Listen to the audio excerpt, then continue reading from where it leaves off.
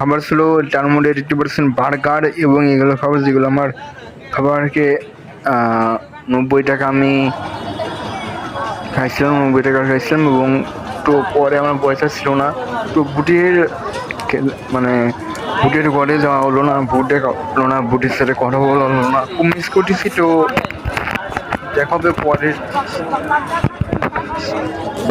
সময়। তো তো এখানে নানা রকম সেলুনি হয়েছে এই মেলায়।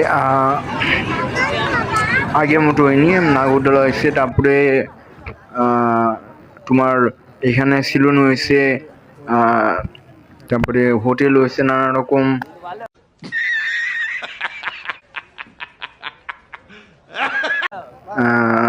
জিনিস কাপড় হয়েছে, তার মধ্যে জামা কাপড় এগুলো দোকান হয়েছে।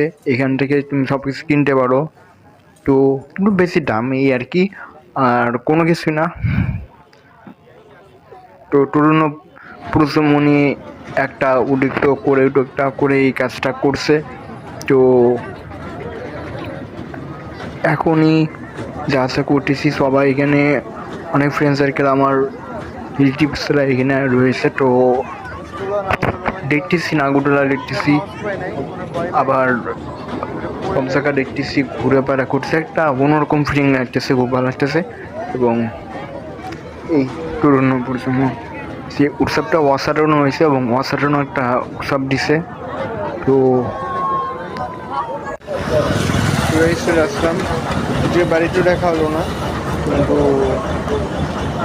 পরের ভিডিওতে দেখা হবে। ভালো থেকো, আল্লাহ হাফেজ।